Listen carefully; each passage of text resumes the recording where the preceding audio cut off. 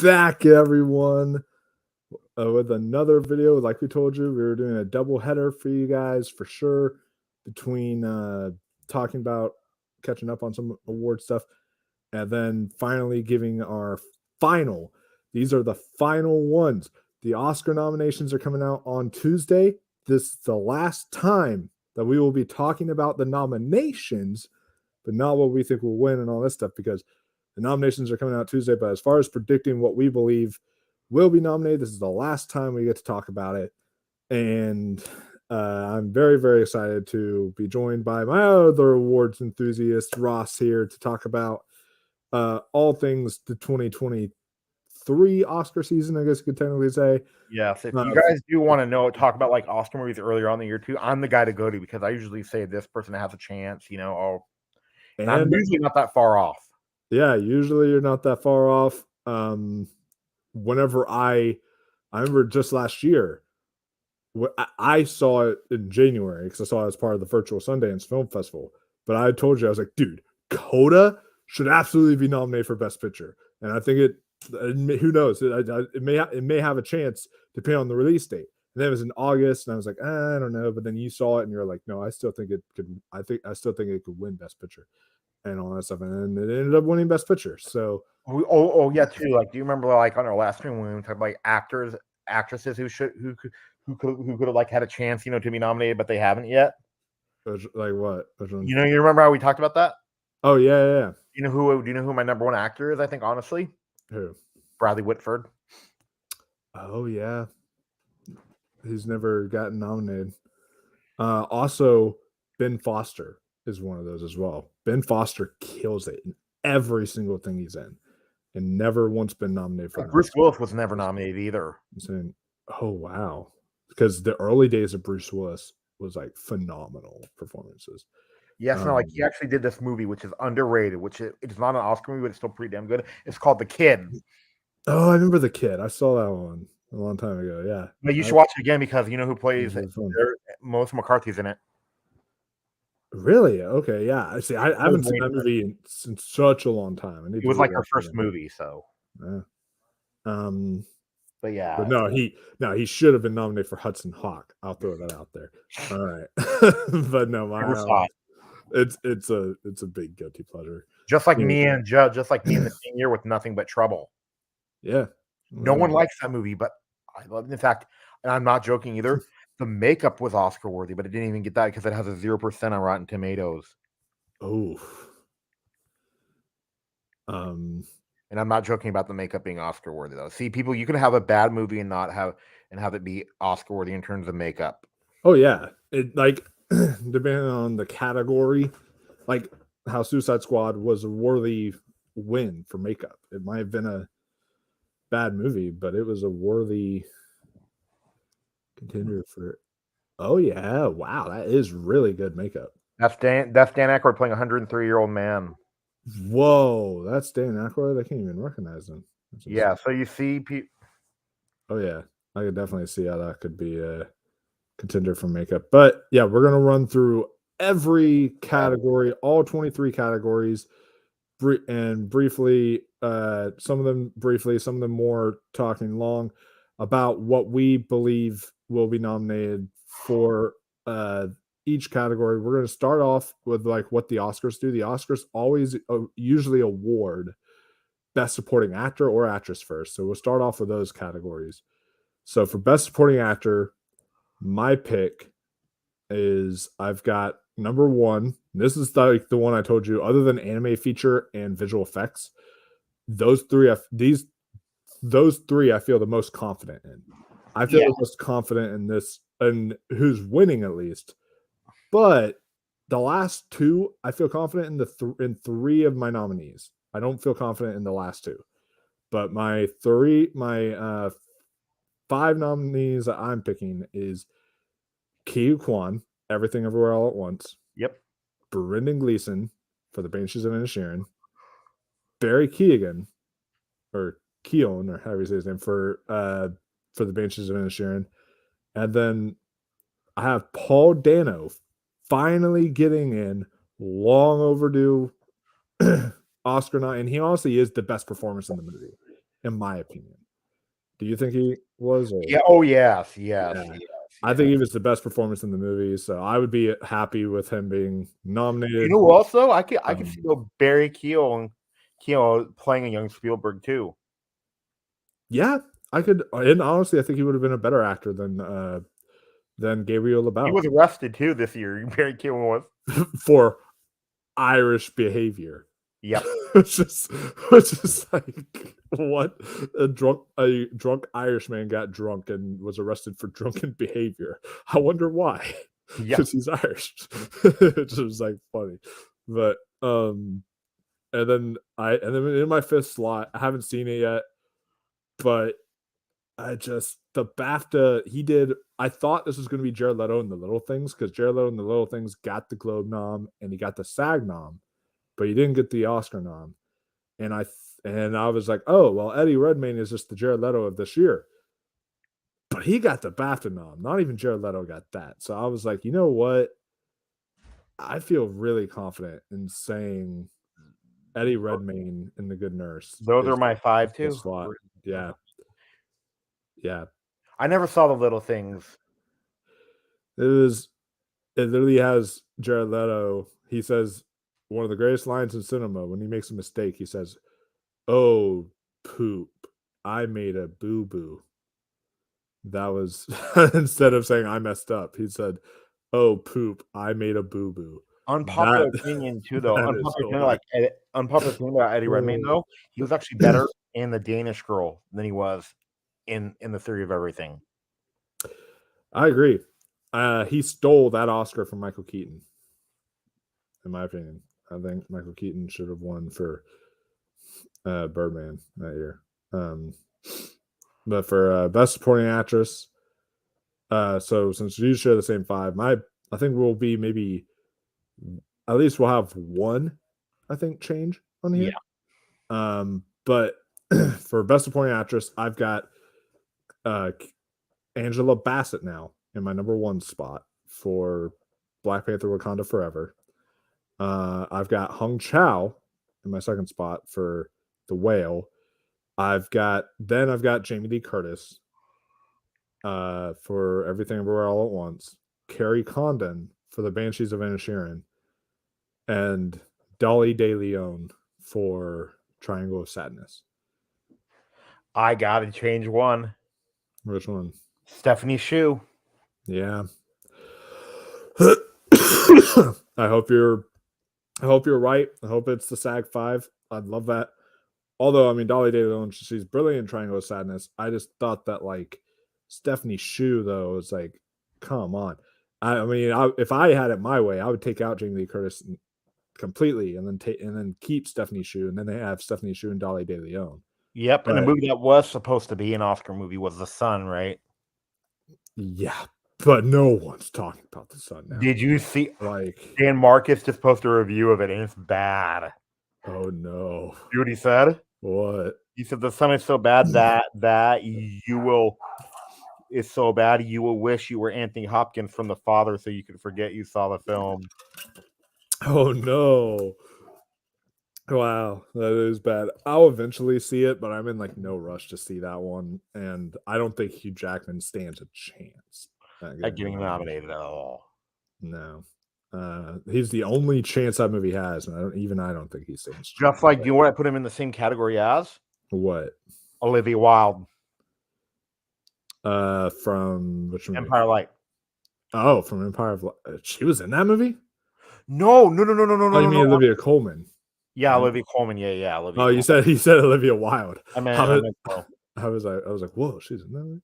But yeah, I said, well, I got such a good segue into talking about our picks for Best Actor, and our 5 might be the same here, which is I've got in my number 1 spot this time Brendan Fraser for The Whale, and then in my number 2, sorry Austin Butler, my number 2 I have Colin Farrell because I think he's winning BAFTA, and then I've got Austin Butler for Elvis, and then I've got Bill Nighy for Living, and then in that 5th slot, I don't get the whole Tom Cruise thing.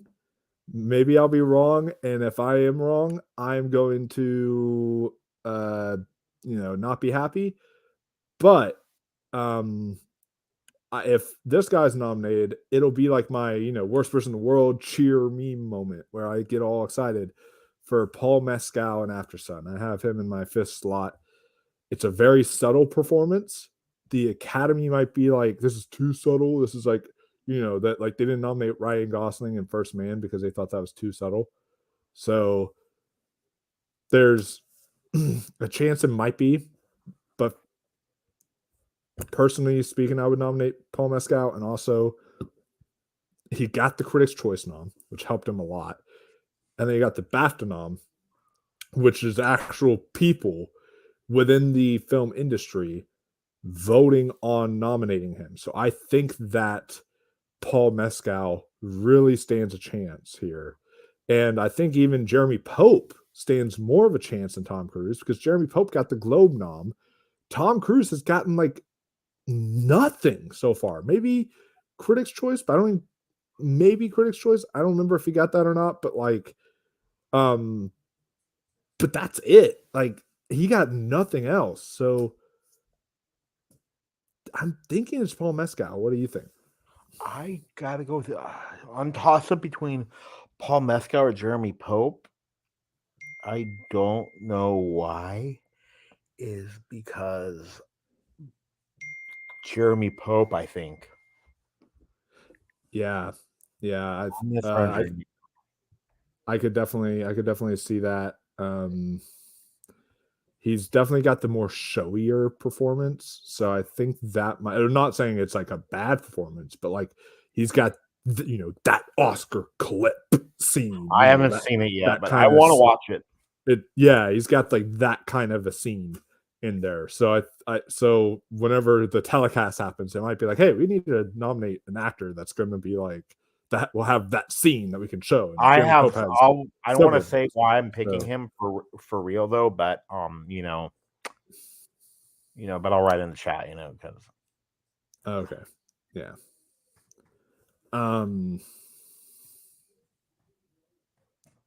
But yeah. I do not think that, only because A Man Called Otto, its release schedule technically it's a 2023 film, and it's like release schedule hurt it a lot, sort of like Cyrano. So I don't see that at all. And then Brian And then Brian, Mescal. you should really see the original. You should see the original. Oh yeah, Man Called Ove, it's so good. He says my top 5 is Austin Butler, Colin Farrell, Frazier, Sandler, and Cruise. So Sandler's actually been campaigning. Like that's one big important thing to talk about when we are talking about like who gets in and stuff. Like Jeremy Pope has been campaigning, so that's why Jeremy Pope could get in there. But also Adam Sandler's been campaigning. He's been in like the interviews, he's been in talking about, he did the Actors and Actors, he did the Actors Roundtable that like Hollywood Reporter does. Like he's been campaigning a lot. So that can actually help get the your thing in. Yeah, good point. Yeah. I'm not saying that I'm prejudiced against that. I'm just saying, Yeah, no, and it's a very, very good movie, a very good performance. So I think that it definitely would be worthy if Jeremy Pope gets in. And then for best lead actress, I guess since we just did best actor, we can do best actress. The nominees I have, and I think you have the same 5 as me, so we're going to be kind of consistent here for a little while, is Cate Blanchett for Tar, Michelle Yeoh for Everything Everywhere All at Once, Daniel Deadwyler for Till, Viola Davis for The Woman King, and then Ana de Armas for Blonde. Yep. That's how I have it too. I was happy that she was nominated because, I was like, she deserves it. I mean, like any other year, I think she'd be winning. Yeah, and I honestly think, and I don't think it's too far of a stretch to say that she could be like 3rd in this category, just because I feel like Daniel Deadwyler, her movie wasn't as seen. if that makes sense. Like I'm not saying Yeah. like her. I'm not saying that Ana de Armas is better than Daniel Day Lewis. I'm saying her movie wasn't as seen. Like it just not as many people saw it. So I'm thinking that Ana de Armas might be like third in this category. Like she's I think she's really does stand a very strong chance. But it's obviously Kate Blanchett is still in the lead there. And then for best original screenplay, the nominees I have are The Banshees of Inisherin, Everything Everywhere All at Once, The Fablemans, Tar, and Triangle of Sadness. What do we? Oh, Triangle. Did you have the Fablemans nominated or no? Yeah, I have the Fablemans, Everything Everywhere All at Once, The Banshees of Inisherin, Tar, and then Triangle of Sadness. The two I don't have in there, that could sneak in is After Sun or The Menu. I'll switch out Triangle of Sadness because I haven't seen it yet, and I'll put in The Menu. Yeah, that's because I would love if The Menu got in because I thought that script was phenomenal, but Okay, which one did they eat the rich better than? The well, technically speaking, The Menu because they literally ate the rich. it was a cooking thing. Where No, I just know which one had the better score though. Yeah, I'm better script. Ooh.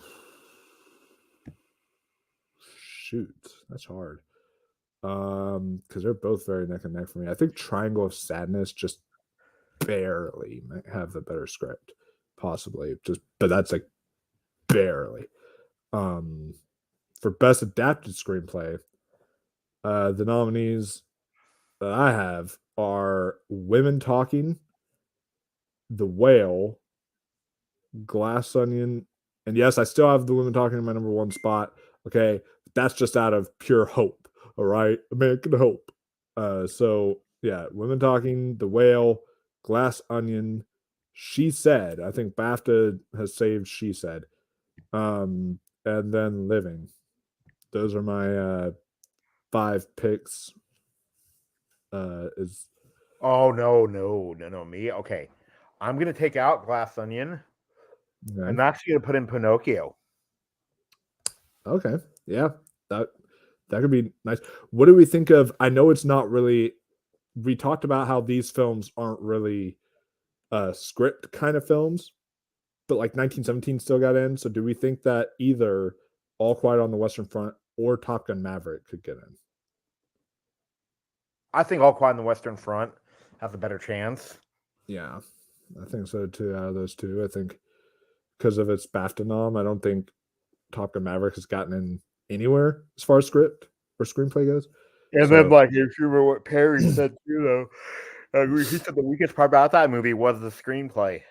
Yeah, I agree, and I think I agree with that. The weakest part of Top Gun Maverick was the script.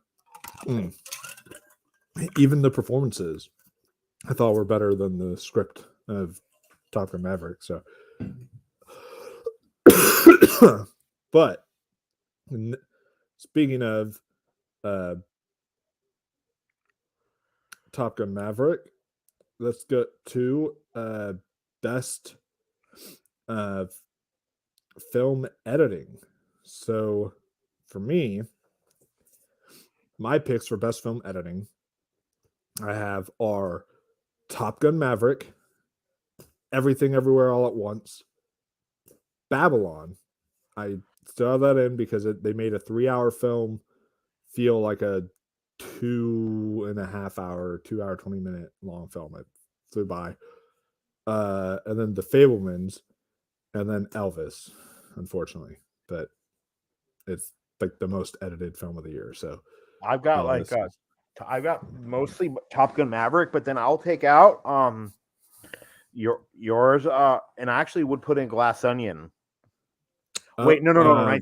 Wait, All Quiet on the Western Front. Which one are you taking out for? which one are you taking out for All Quiet? Babylon. As much as it Okay. pains me to say, I don't see it. Yeah. I just think the whole 3-hour runtime. I think that's just already a big understand. That's another reason why I don't have Avatar: The Way of Water in for editing, because I just think that like people are gonna be like, oh, it's 3 hours long. Let's not edit it and everything. So I just don't see either one of those two really getting in that much. I could see Glass Onion. I could definitely see All Quiet, especially for the war scenes and everything, and the whole like technical stuff in there. Could definitely see it. Speaking of All Quiet on the Western Front, what about for best sound? My picks for best sound I've got are uh, Top Gun Maverick, Avatar: The Way of Water, Elvis, All Quiet on the Western Front, and The Batman. What do you got? Yep, those are my 5 too, Those because are your all those 5? have great sound. Yep. Yeah, I think those 5 have great sound. Do we think because it like we talked about, like there's no score, but what Hildur Guðnadóttir did is she like composed ambient sounds for the movie. Do we think Tar gets in for sound just because of how like sound is almost like a character in a way? I No, don't know. if anything, Everything Everywhere All at Once will get in for best sound Yeah, over Tar. yeah. I think that I think that has a better chance over than Tar. Um, speaking of uh, Everything Everywhere All at Once, let's talk about the one that it should get in for, but it won't, which is Best Visual Effects. My picks for Best Visual Effects are uh, Avatar: The Way of Water, Yep. Top Gun Maverick, Yep. The Batman, Yep. All Quiet on the Western Front, and for the first time ever, I don't have a Marvel movie in. Wakanda Forever might sneak in there in the fifth slot. I have 13 Lives because I read up on what they did for 13 Lives. And if you've seen the trailer for 13 Lives, then like everything that's in the cave that looks real, you're like, well, where was the visual effects at? None of that was real. Just the people were, which is like insane. You're like, Yeah. well, what? Like what? Like once you find that all out. So 13 Lives to me, I have in there just because of the technical achievement of it. But do you have Wakanda Forever in there Yes. or No. I do have 13 lives based on what you told me. yeah, yeah. I think that that is already a big enough feat for it to get in for best animated or for best visual effects.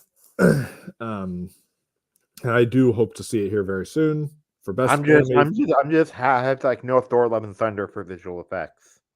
Yeah, God, if that happened, oh, I would have. That's it. And like some people, like they say that one effect is not that bad, and I said that effect is awful. Yeah, The it's floating head kid. oh God, it's so horrible. Best animated feature. There's a movie that you could argue should be nominated for best visual effects in my number one slot, which is Guillermo del Toro's Pinocchio.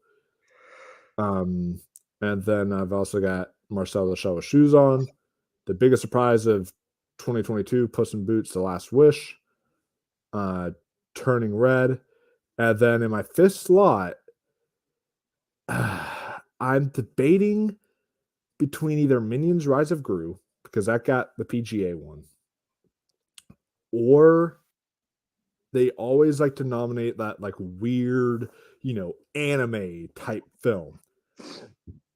And from what I've heard, this studio has gotten in like every single time they put in a film. I have that one called Inuo, which was nominated at the Globes for best animated feature. I have that in there because I think that there is a chance that could be that weird, kind of pick that they throw in there. What are your 5? I think Pinocchio turning red, Marcel the Shell with shoes on. Oh, and then like I don't know why I could see like Puss in Boots and then Minions Rise of Gru. I don't know, or maybe Yeah. even I hope they don't Lightyear. Oh God. Hope not. But let's do the better Pixar movie, guys. Turning Red. I wasn't a fan of Turning Red, but it was a better Pixar movie I never even saw Lightyear. I Lightyear. just know about the twist, and I went, "Nope, I'm good." Yeah, it was a horrible twist. So for best production design, the nominees that I have are Babylon, Black Panther: Wakanda Forever, All Quiet on the Western Front, Elvis, and The Fablemans. Oh, not me. Take out. Wait, did they have a short list for production design or no? Let me look. Because if they didn't, then I would. Because if they didn't, then I'm gonna take out one of them. 2023. It was announced for 10 categories. They looking so far. I don't see it. So nope, they don't. Okay, then I'm taking out the Fablemans. Okay, and what are you putting in? Everything, everywhere, all at once. I hope you're right. I hope you're right. I just think that the Academy is going to play it too safe, but I hope you're right and that they give it to the Fablemans instead, because that is definitely worthy. For best costume design, my picks are Black Panther: Wakanda Forever, Elvis, Babylon, and then I have Mrs. Harris Goes to Paris, and then I'm like contemplating on that last spot. It was between either the Fablemans for me, Everything Everywhere All at Once, and the Woman King, and I went with the Woman King. So, what are Yeah, but your? mine though, I actually think that Black Panther: Wakanda Forever will win. Yeah, But Babylon, should be second. But then, like, don't count out the Fablemans in that category, yeah, even though it just uh, feels like normal clothes. But sure. So you would have like the Fablemans instead of the Woman King in that category. yeah, because Uh, I yeah. could see though, Wakanda Forever is getting in no matter what. Oh yeah, for sure. And then how do you feel about Everything Everywhere All at Once? Um, that I don't really okay, they're a step above the Fablemans, but it's a little bit too wacky, the costumes in it for them, I think. Yeah, I think so Like too. like Jamie Lee Curtis's costume is pretty wacky. Yeah, that's a good point. So, and You think they put also, some you think they put some inside her also, shirt or no? Stephanie Shu's costumes are all like kind of nuts. They're like that like banana yellow costume that she's wearing or whatever. Like that thing is like kind of insane. I'm talking So about, I'm talking about, like the outfit that is almost like the one in Promising Young Woman. oh yeah, I know which one you're talking about. Yeah, I could say that. Which Um, that movie should have won Best Picture. that or the father, definitely. Yeah, yeah. But for best um makeup and hairstyling, my nominees are The Whale, Elvis, The Batman, All Quiet on the Western Front, and Black Panther: Wakanda Forever. Those are my five. Yeah, that's how I just feel pretty confident in those five getting in there. And then for best score, my five that I have are uh, Babylon, The Fablemans, Guillermo del Toro's Pinocchio, Banshees of Inisherin, and All Quiet on the Western Front. I'm gonna take out All Quiet.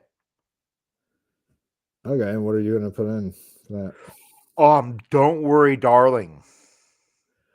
That did have a really good score. And then That it would was on be the short list too. true.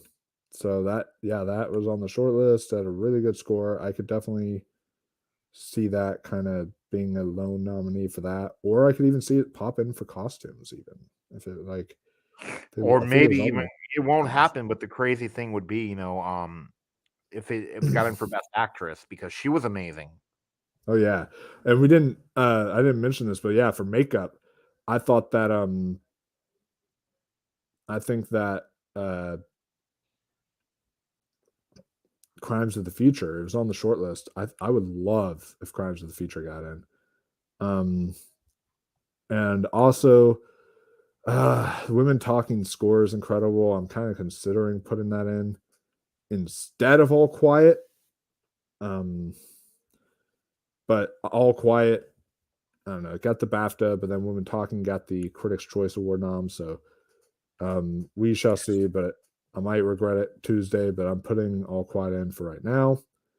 And then for song, my 5 that I have is RRR in my number 1, or Not To from RRR from in my number 1 slot. I've got Hold My Hand, Everything Will Be Okay from Top Gun Maverick. And then I've got Lift Me Up. And then I've got Ciao Papa from Guillermo del Toro's Pinocchio, because that's gotten in everywhere. And then number 5 is one that like everyone's gonna be like, you have Tell It Like a Woman in? Yes, I've got Tell It Like a Woman in. All right. For the song Applause. The reason why is because of fucking Diane Warren. She gets in every goddamn time. She got in for 4 Good Days.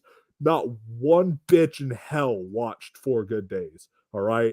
And she got in for 4 Good Days. Like Diane, if you get a Diane Warren song, the Oscars are always going to nominate it. So that's why I'm I've got Diane Warren in there. I'm taking that one out. Okay, what are you putting in? The Taylor Swift song.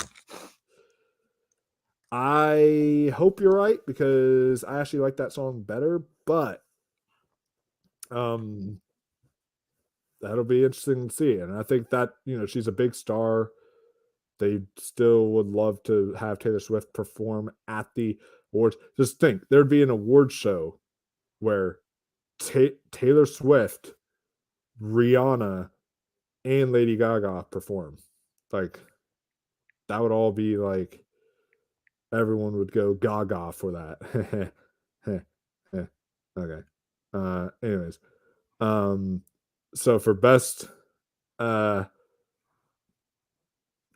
best documentary, the ones that I have are All the Beauty and the Bloodshed, All That Breathes, Fire of Love, Novelty, and then just because I just can't see Netflix missing, like they've never missed this category, for, at least I don't think, as far as nominees go, uh, as in recent years, anyways.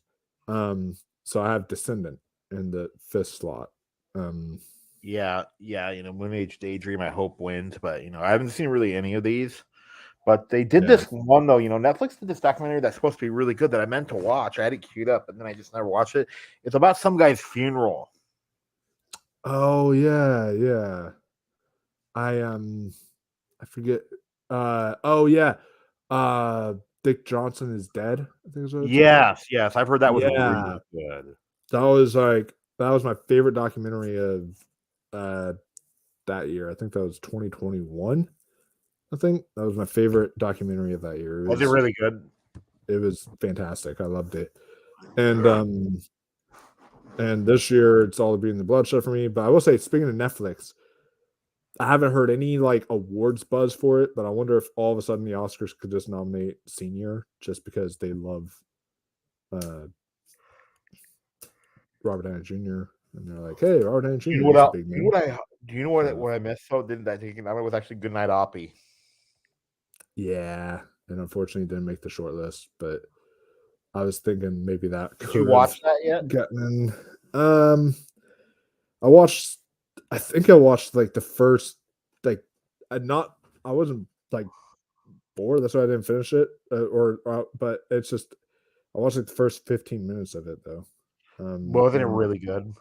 yeah, I thought it was really really good so far. I just need to complete it. But for best international film, the choices that I have are All Quiet on the Western Front, Decision to Leave, which I hope wins, Argentina 1985, The Quiet Girl, and Close. I'm taking out Close, All right. putting in the And Broker. Broker actually isn't eligible. So the ones that are Why? eligible, it did make the short list. Oh, Um, okay, the then but yeah, the then they have Closer, like yeah. they have EO is eligible. Oh, then I'll put in EO. I want something weird to be nominated.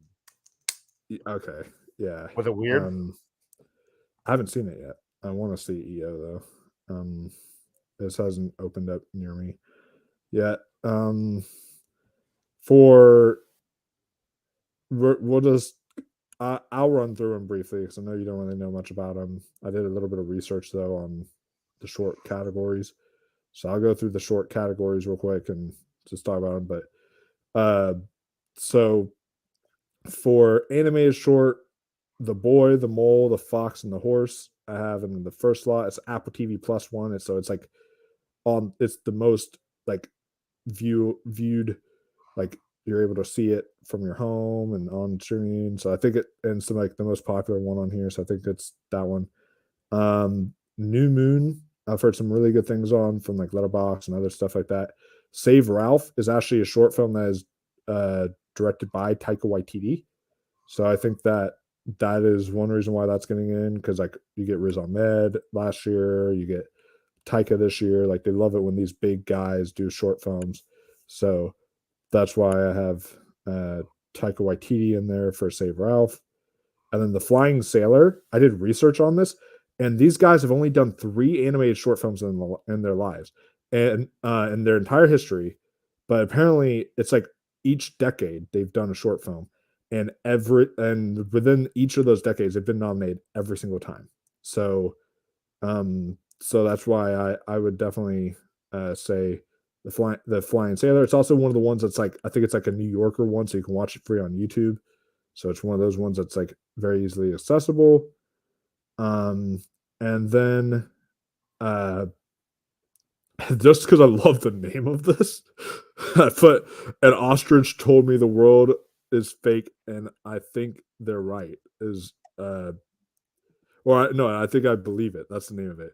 Yeah, an ostrich told me the world is fake, and I think I believe it.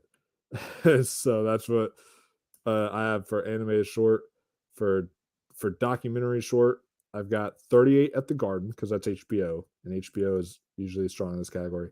The Flag Makers, it's National Geographic. National Geographic is really good when it comes to documentaries getting in there. The Elephant Whispers is Netflix, so I think that could get in. Oh Holding my god, Moses, I'm looking at the ostrich right now. uh huh. It looks horrifying. Looking at the ostrich one. Yeah. Yeah, it's like the animation there. I looked at that and I was like, sort of like, oh, yikes. Okay. Um, Hoarding Moses, I have, which is like a documentary from like I think the New Yorker as well.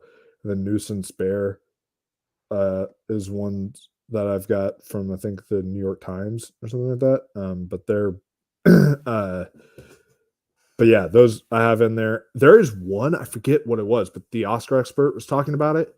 It sounds so interesting about this white supremacist who like murdered some people or something like that. And he ends up going somewhere for like therapy and all this stuff. And he ends up becoming like an actual good human being through like a process of learning, redemption and remorse for what he did and stuff like that. And so like That sounds interesting. I'm like, I would actually watch the hell out of that thing.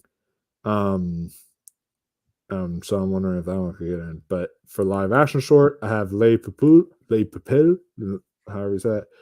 An Irish Goodbye got in for the BAFTA. I think it might get in here. Warshaw, The Lone Wolf, because Wolfman's got to put in Lone Wolf in there. And then The Red Suitcase. So yeah, those are my picks there in those categories. And then we've got we've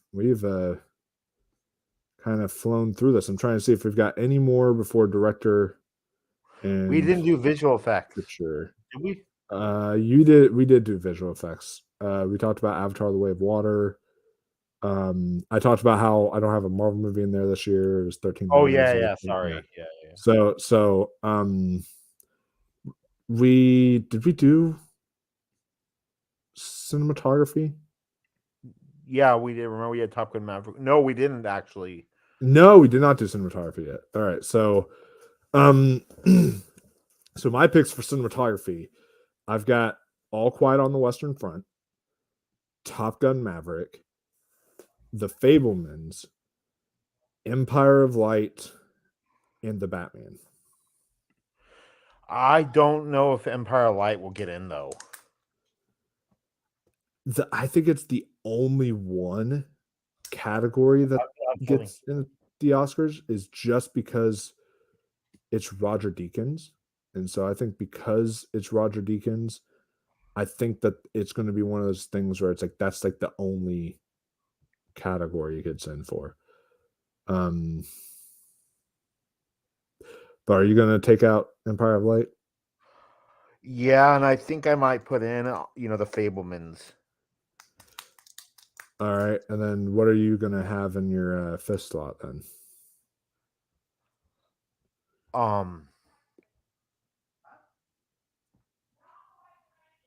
The Whale.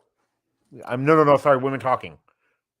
That would be interesting because I know that the some people complained about the whole like color grading, but it didn't really bother me that much. But it would be if it really was though, RRR should be there, but it won't.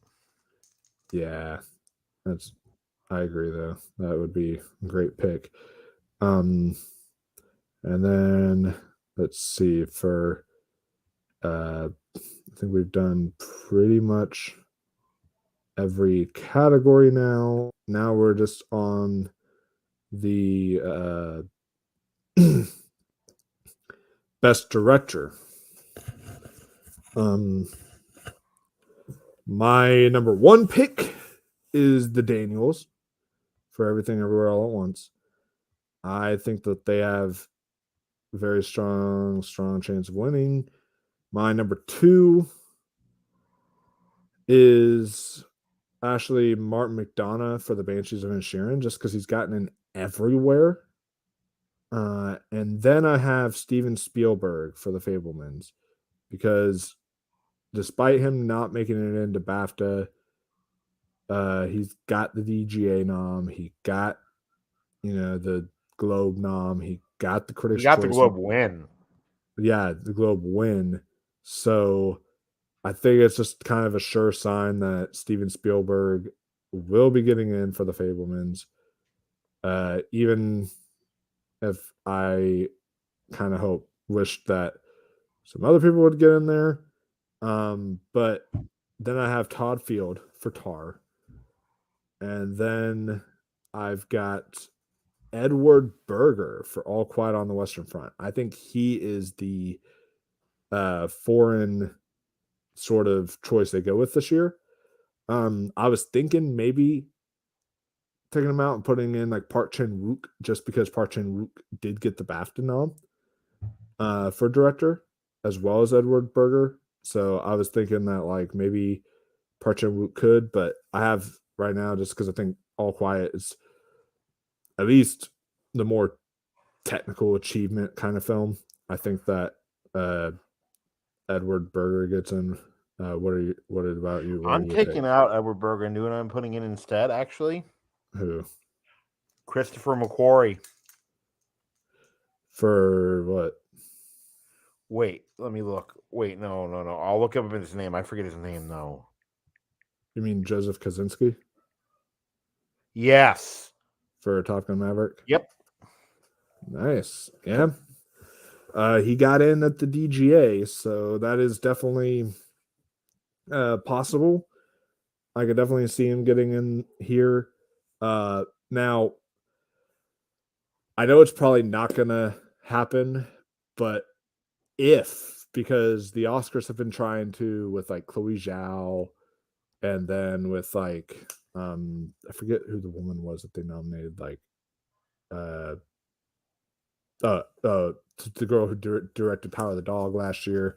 It was her, blanking on her name, but they've been trying to put in more like Jane women Campion. directors. Yeah, Jane Campion. Out of all like the women director choices, who do we see kind of being the one to get in more between like Sarah Polley or Gina Prince Bythewood for the Woman King? What do you I think see there? Gina, because like she's been getting in Yeah, more. But I heard Sarah Polley does an incredible job. she does. And then also, do we think James Cameron and Baz Luhrmann still have like chance? Or Maybe I'm thinking about it. Do yeah, you? I think out of the two, I think James Cameron might have the better chance, just because I feel like he could be like Denis Villeneuve of this year, kind of. But I still think both of them have a good chance of getting in. And uh, and then I think Park Chan Wook has sort of a good chance of getting in, just for the overdue narrative, being like he's a very very beloved, director who just was overdue. My dream pick would be Charlotte Wells for After Sun, but that ain't gonna happen at this point. Um, or someone like SS Rajamouli for RRR, but uh, yeah, right now I have Edward Berger in.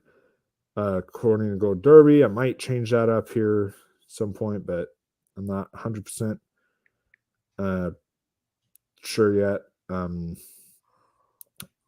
But for Best Picture, this is the big category of the night. The one that uh, goes on to win it and win it all and all that stuff. But um, so for my picks for Best Picture in the number one slot, I have Everything Everywhere All at Once still in there, number one. I've got The Banshees of Inisherin there, number two. In number three, I do have The Fablemans because of its Globe win, everything like that. I think it stands a chance. Then at number four, I have Tar, because I know Tar, it killed it with critic groups and all that stuff. I think that it could really do well here. Then at number five, I have Top Gun Maverick. And then at number six, I have Avatar: The Way of Water. Seven, I have Elvis. Eight, I've got Babylon. And then at 9 and 10, I have All Quiet on the Western Front, and just out of pure hope, Women Talking. Are my picks for are all my picks Okay, for we have the Best same. We Picture. have the same top 8. Okay. And then number 9. I'm going to go with as much as I think Wakanda Forever might sneak in there. I don't know why. I just have they want to get ratings. And then number 10, I think, is The Whale. Yeah, I think The Whale is definitely picking up steam, and I think The Whale could definitely get in there and surprise a in Best Picture. The other ones that just like ones I don't see really necessarily getting in, but I'll throw them out as like next in line, like could sneak in is something like um Triangle of Sadness, just because that's like been gaining momentum lately. Glass Onion, uh, just because of that being well beloved, a big crowd pleaser. Everyone was talking about it. RRR, very I would popular. love that. I love that. I got the Critics' Choice nom. It could get in. The Woman King, it possibly could sneak in there. I don't think After Sun is going to get in, but maybe that could be like that little movie that could and just sneak in there, like I think it did for like it got a lot of different nominees at the Critics' Choice, so it could sneak in there. And then She Said, getting in at like BAFTA for like screenplay and stuff like that was helpful, but I don't think that's getting in. Living, I don't know, but maybe that could. So those are just some like outside shots I wanted to mention. But overall, though, my picks are for Best Picture: Everything Everywhere All at Once, Banshees of Inisherin, Fablemans, Tar, Top Gun: Maverick, Babylon, Elvis, uh, Avatar: The Way of Water, All Quiet on the Western Front, and Women Talking. Yours is all the same, except you've got The Whale uh, and Wakanda Forever. So Yeah, because I don't know if Glass Onion will get in though. yeah, I don't know If either. my But imagine if they actually nominate the Menu for Best Picture. I hope the Menu gets something. Like it deserves to get nominated for something. Come on, Academy, make me proud. But yeah, that is our picks for the Academy Awards this year. And we'll be And back. we will be back on Monday morning, or not Monday morning, Tuesday morning, at around like trying to look at the time. Yeah. It starts again, but we'll probably be like here 30 minutes before it starts to like see if there's any last minute changes we made or stuff like that. Um let's see. Uh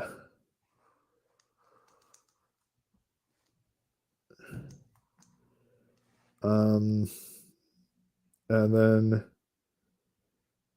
we've got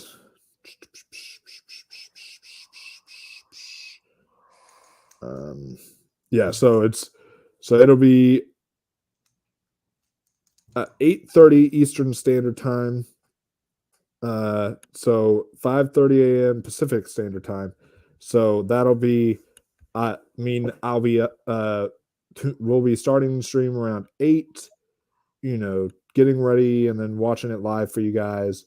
And then reacting to them right for work. And it'll be hosted this year by Allison Williams and Riz Ahmed. They'll both be announcing the I'm nominees this excited year. about that.